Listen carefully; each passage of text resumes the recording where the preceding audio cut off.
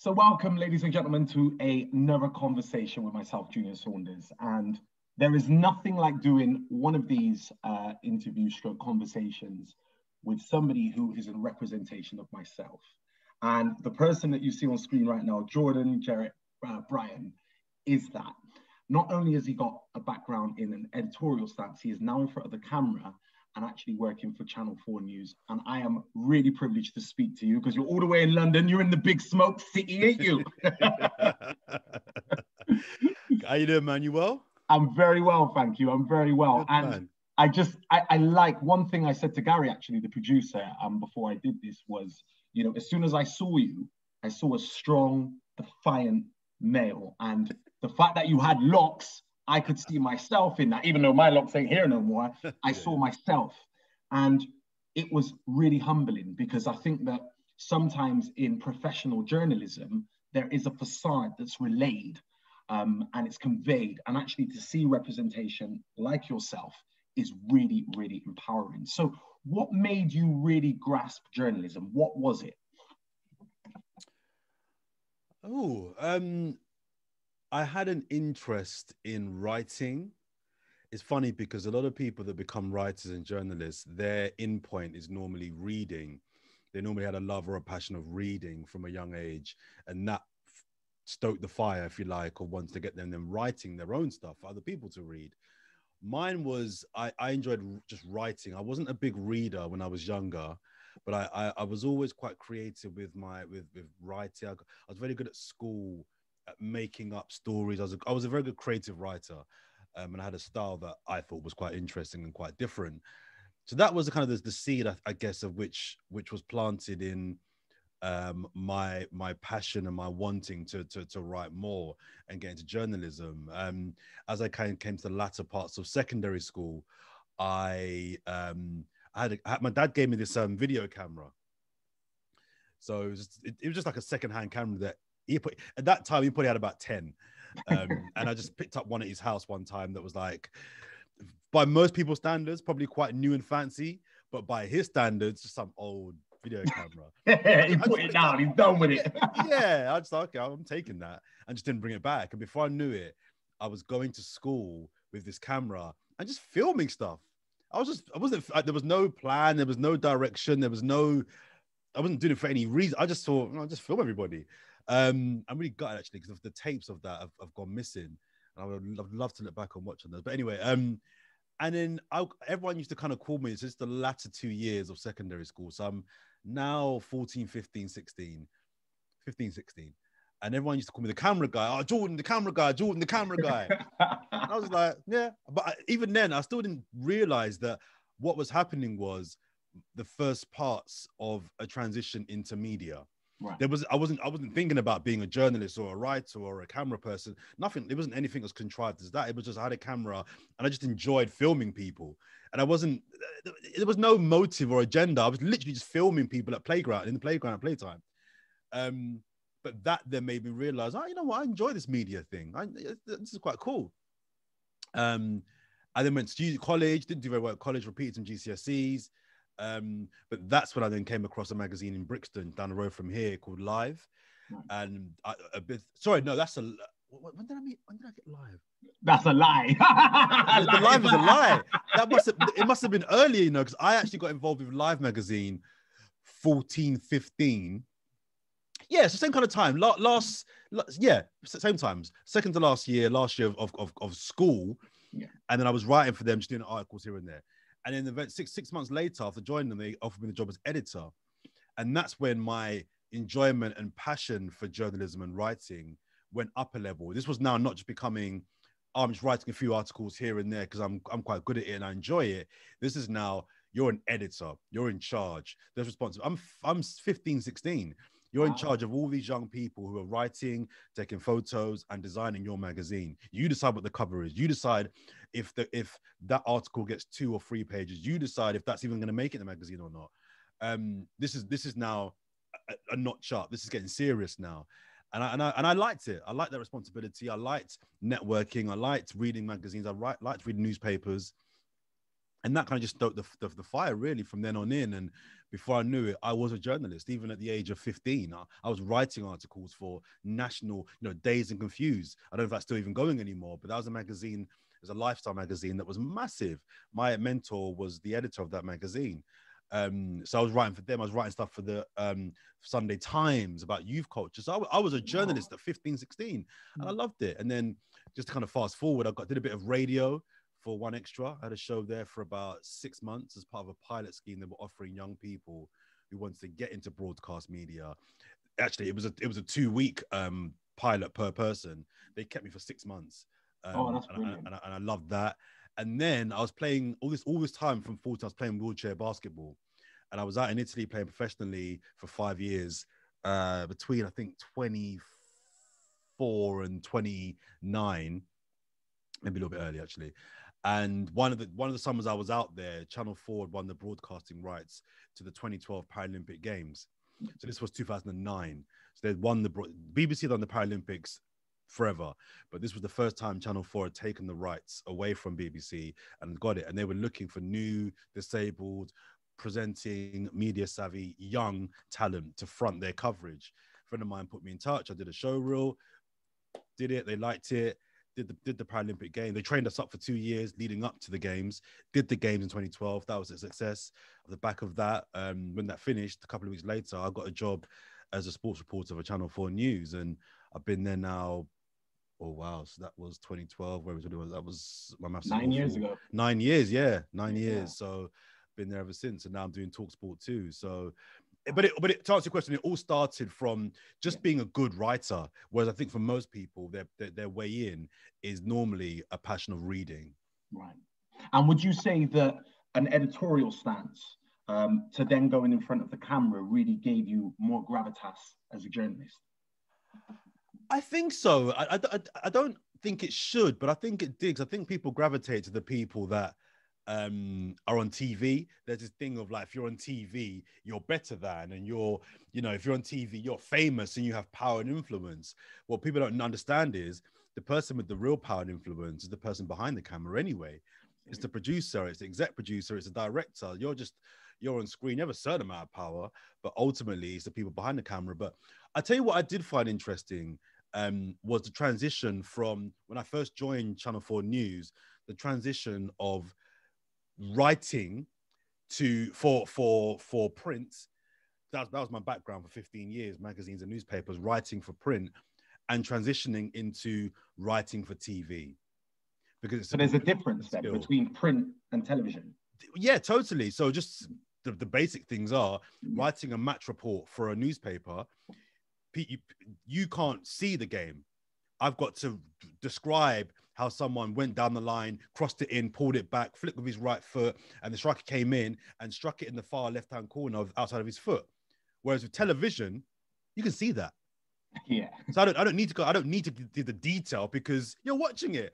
So and when I first started writing for TV and doing match reports, Channel 4 News, my scripts were like 200 lines long. My producer was like, Jordan, why are you telling the viewer that he headed it in the bottom corner? The viewer can see that. You write around the picture. You don't have to describe. Whereas in print, you have to make pictures in their heads with your words. Whereas they've got the pictures for TV. So that was an interesting learning of transitioning from writing for print to writing for broadcast. Same with radio. That's a different type of skill because, all right, the atmosphere they have in the commentaries there, but you have to still describe what's been going on, because again, on radio, a game on radio, you can't see that game. You're listening to me, and I've got to. So it's a different skill. It's same thing you're doing, but you're just transitioning it and tweaking it for a different medium, a different audience. So that was the biggest thing I learned from writing 15 years print to then going into TV. It's like, whoa, okay, you have to be. It's less words, but you have to be a bit more economical with the words you use. It's less words, but the words you now have to add to the picture. Yeah, do you know what I mean? Sort of thing. So that was the biggest thing I learned. And in terms of anybody that's watching this that might have a passion or they might have a flair for journalism, for writing, for being on screen, being an advocate, what would you say to any young Black inspiring writers, creators? I'm going to say creators, because actually, if you just say journalism or writers, that's then limiting. And we don't want to limit in anyone. No. We want everyone to think outside the box. How would you describe to them the process of becoming a powerful advocate within the media world? Like, what would be your words of offering? I think Nike coined the most relevant slogan of all time. Just do it. Just do it. You can't, and this would be to people who are Black or not Black, just do it. The creative industry in the main is one of the best industries in terms of accessibility, because it's an industry that you can do off your own back. So what I mean by that is, if you want to be a brain surgeon, I can't just wake up with a passion for wants to be a brain surgeon and then tomorrow be operating on people's brains. I can't. There's a process, there are degrees, there are practices. That sounded so serious when you said that. It sounded like you was doing a piece to camera. It's true. It's true. You can't just enter that industry or that world tomorrow. You can't. You got to put in the time, you got to study, you got to practice on things. Whereas if you want to be a photographer, be a photographer. We've all got cameras on our phones. Yeah. Go out to here in London. I don't know about there in Bristol, but I can see the light coming in. It's just barely, because it's just raining. Okay, it's quite nice down here in the south. Yeah. Just go out and take pictures. Experiment. We're not using reel anymore or film. Take as many as you want. Play with the lighting filters. Play with the settings, the cropping, whatever it may be. You want to be a writer, you haven't got to wait to write anymore. I'm my own publisher. You can be your own publisher, your own commissioner. Commission yourself. There are certain jobs you have to do. You have to wait. Someone's got to tell you or commission that job. In the creative world, you don't have to wait. You can be an actor. That's creative. I'm sure in Bristol, but definitely in Bristol, but definitely here in London too. You go West End. There's two people doing some kind of play outside Trafalgar Square on the street. And they'll have a circle of people around them, and they'll all be putting their money. You're an actor. In any creative field, you don't have to wait. You don't have to wait. Some jobs you have to wait. You can't be a taxi man tomorrow. You got to get your license. You got to know the streets. It's a process. Whereas now, especially now, you have vlogs, blogs, YouTube, Twitter, Facebook. You have so many platforms to be able to express and display your creativity. Just do it. When I do talks in universities and schools, I tell the young people, I'm not hearing no excuses.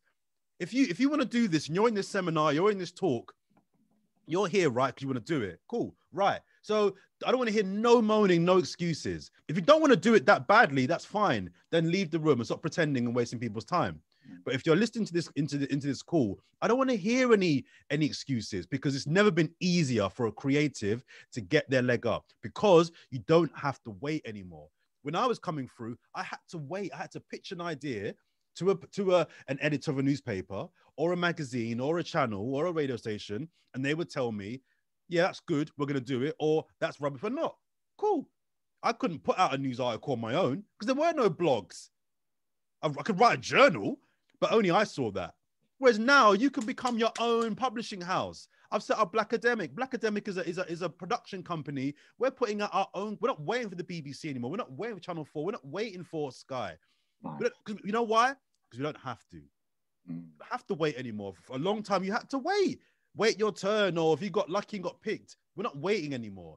Look at record labels and the music industry. Stormzy is the best example. I know he's got a kind of co-deal with a major, but he has the power in that deal. Stormzy blew up through the internet. His YouTube numbers were so big, he decided, I don't need a record label to own my royalties and own my music. I will own my music, okay? And I will make the money from my work. And I will put it out where my audience are, the internet, another creative industry. So my answer is just do it. Stop making excuses. If you're serious about writing poetry, about creating, about being an artist, about producing a play, about being a musician, anything in the creative field, just do it. You don't have to wait anymore. Just do it. And if you're good, your audience will organically grow. If you're not, then it won't. And you have to either be better or look elsewhere. But what I would say is don't make it. I don't hear any excuse anymore, because now entering this industry, it's never been so easy. Never been so easy. True. I just love your passion, because exactly how I chat is like, I could see what Gary was saying to us earlier before the call, you know, it's real. And I think, you know, my next question was about Blakademiks, and I know you touched upon it, and very sadly, we've got 3 minutes left with you, but that's cool, man. What I just want to get into the mindset, because I've had conversations with Channel 4. I got to the final 2 of Blue Peter in 2004, beat 10,000 people, actually was given the job, then for it to be taken away from me because my past wasn't great, being brought up in care and getting in trouble with the police. They didn't want to taint the image at the time. But if there's anyone that's really overcoming a lot of rejection within the media, and they know it's their passion, they feel it's their calling, what would be your advice around them? I know you just said just do it, but how can they really start to become more resilient as young, Black, influential people? I think the way to do it, and this is very difficult to do, but I think you have to expose yourself and allow yourself to be vulnerable and open to mistakes and failures. I know it's a bit of a cliche. Everyone kind of says that's kind of on the path to success or is successful, but I can't emphasize enough to young people, the more mistakes you make, the more successful you will eventually end up becoming. You only make mistakes if you take risks, if you back yourself, and if you have a plan. Now, that plan may be the wrong plan. I have arguments with my team at Blakademik all the time about decisions that we should take about, is this the right strategy for our social media? Is this the right type of show we should be doing? Is that the right kind of guest for this kind of debate? Do we want to have 5 cameras or 7 cameras? Do we want to put this content all out on YouTube or save some for our website? So we discuss things all the time. We disagree, but it's a learning process. And there's some of the stuff that I forced through and said, no, we're doing this. I've proven to end up being wrong. And equally, there are things that I've gone with my team's judgment, and I've said, okay, I don't agree with you, but let's go. I trust you. Let's go with you. And that's end up not working out. And again, there's no ha. It's not about that we're a team. We win together, we lose together. But what's important is we learn together. Do you know what I mean? My mistakes are their mistakes. Their mistakes are my mistakes. Okay, cool. That didn't quite work out, guys. I'm sorry. Let's try something different. I think as well as just doing it and having that energy, you have to allow yourself to be open, to be vulnerable, and try a thing. Try a thing. Try a thing. And then after the score, you'll be like, it's all about the art of trying. It's for adaptability. Let's try a thing, man, because you never know what's going to happen. And you might, the first 5 ideas you might put your time and money behind might flop. I've done plenty of things. Speak to Gary. Gary will know. Yeah. I've done events with my dad. My dad's a DJ, okay? We've done some of the biggest events the UK has ever seen in terms of festivals and club nights. But we've also done some of the biggest flops this country's in. Pure parties we put on, and you put bare money behind it. You put a line up, and and the night's empty and it flops. Yeah. I've never ever been like, let's stop for that reason. We go again. You go again. We've done some horrible nights. We've done some horrible nights, Junior. You know what I mean? But that's fine. You learn the lessons. Why did this flop? Why didn't it work out? Why are there only 100 people in the club? I mean, there's meant to be 500 people. You work it out. And if you're young, the beauty, I was saying to my friend yesterday, the best currency in the world, it's not money, it's time. And energy. It's time and energy as well. But I think time is number one. Yeah. If you've got time on your hands, that is the most important thing. Because you think that you haven't got a lot of time. You're running like, I'm 24, I'm 25, and you're looking at other people and thinking he's same age as me or she's same age as me, and they're seemingly so much further ahead. So you're thinking, I've got to hurry. First of all, you have to adopt a single-minded approach. Stop caring about what other people think about you and what they're doing. What they're doing is for them. And that's their journey. Agree with it or not, that's them. Look at your journey. What is it that makes you happy? Where are you trying to go? And then build those steps. Build those steps. Don't be number orientated and worry about how many followers and likes you've got. Back your process. Feed your business. Feed your idea. Yeah. And every single day have have an approach and a professional mindset that every single day you're going to do something today to improve your skill set or improve your business or improve your page, whatever it may be. You know what I mean? But I suppose underlining all of that, I would say, don't be afraid to make mistakes. That's how you learn. Put yourself out there, be vulnerable. And then people might laugh at you later on. They might laugh at you. Ha, you did that and you look stupid now. Okay, cool. I'll take that. Because in 2 years' time, 5 years' time, I back myself that I'm going to be a success at this thing. And I'm not even going to laugh at you, but you're going to see me and feel bad. Because like, 2 years ago, he did that thing and it flopped. It was so bad. It was awful. But you know what? I've not seen him for 2 years, but now I know why. Because he was doing the work, or she was doing the work, and they were learning lessons to come back better. So I would say to young people, one, just do it. If you're a creative, especially, write. If you're a writer, write every day. If you're a actor, spend an hour or a presenter in front of the mirror, read your lines, whatever, practice every day. If you're a poet, write poems. If you're a singer, sing every single day. If you're a dancer, dance it. You can dance in your own flat. Don't need to be, these are no excuses. And the second thing I would say is don't be afraid of being vulnerable. Absolutely important part. And I know time is of the essence to you. And that was a great place to leave it. I wish I had more time with you. I genuinely. We can do it again. I really want to do it again. We can do it again. We'll set it up. What I want to do before you go is I want the website, please, for Blakademik. Yes, so check that out because it's a very, very brilliant site. That's very kind of bad you. Man. Thank you very much. Very kind of you. Blakademik.com. We spell it BLAAK. Wow. BLAKA, Blaka with a K, no C, and Demic, DEMIK. So BLAL. Wow. BLA. You know what?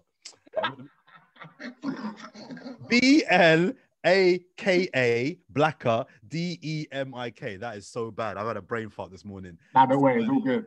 Blakademik.com. Check us out. We've got lots of content shows there. We've got some brand new shows coming over the next few weeks as well. So we're really excited about the spring and the summer that's incoming. So check it out. Sign up. It's free. And join in on the fun, man.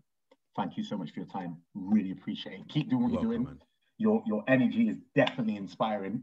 And I absolutely love the journey that you've been on and actually the process that and the person that is very evidently becoming you is going to be one that definitely makes change to our industry. So thank you very much for your time. All right, bro? No problem at all, man. Pleasure's all mine. Nice one. We'll catch up again soon, definitely, yeah? Hit me up, man. Hit me up. Yeah, man, I'm going to do that when I get off the call. Hit me up, bro.